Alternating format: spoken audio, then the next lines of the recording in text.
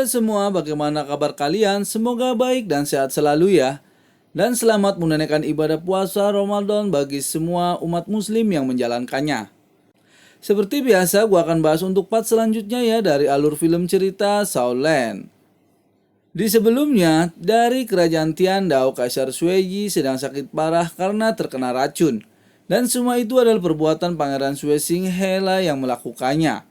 Namun, semua keluarga kerajaan belum tahu Pangeran Sui Xinghela yang meracuninya.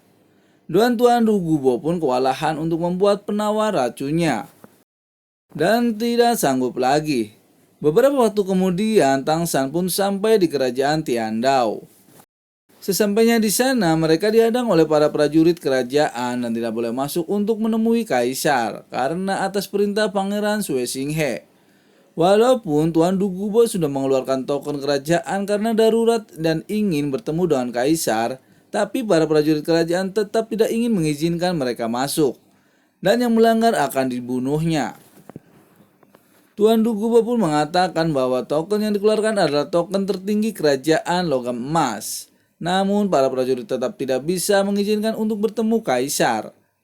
Seketika itu juga Tang San mengeluarkan token logam emas yang diperoleh dari Pangeran Sui Xinghe. Ia juga mengatakan kalau Pangeran Sui Xinghe lah yang menyuruh untuk bertemu dengan kaisar. Dan para prajurit penjaga itu pun tidak bisa berbuat apa-apa karena token putra mahkota. Mereka pun masuk untuk bertemu dengan kaisar. Namun di saat ia akan memasuki istana, ada dua daulo yang kuat yang mencegahnya. Ia adalah daulo dari Aula Wuhun, yaitu daulo tombak ular dan daulo buntal.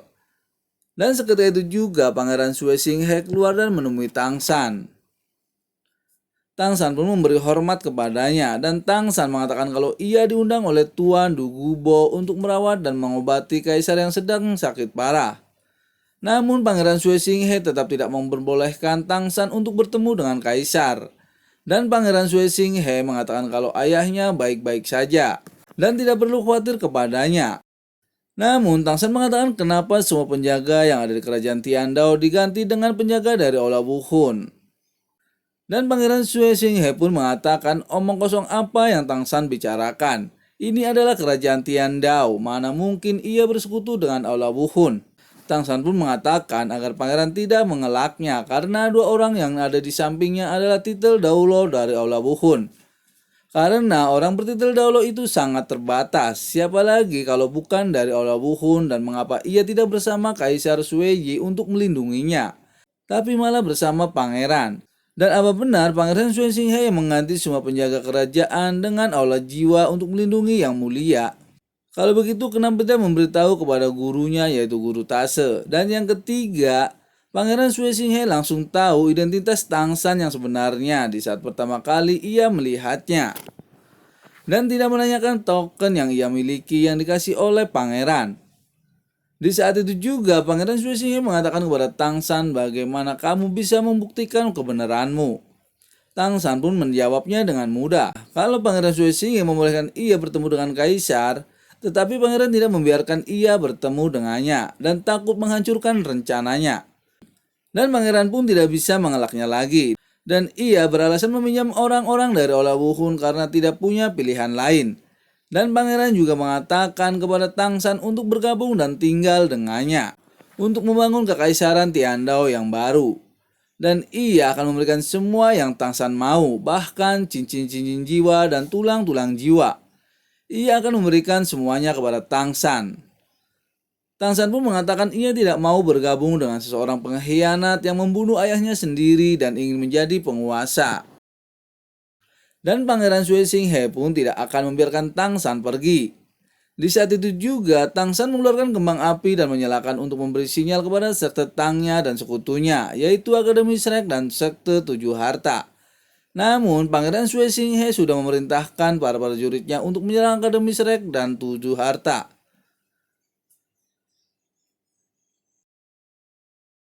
Di batu Tang San memberikan sinyal kembang api kepadanya, Pangeran Sui Xinghe juga menyuruh daulo tombak ular untuk langsung menyerang Tang San.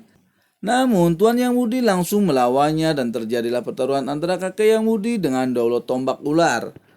Dan daulo tombak ular pun sangat sombong dan mengira kakek Yang Wudi orang yang sangat mudah dihabisi karena ia lebih unggul level titel daulonya. Namun Daulo Tombak Ular bisa disingkirkan dan terluka olehnya.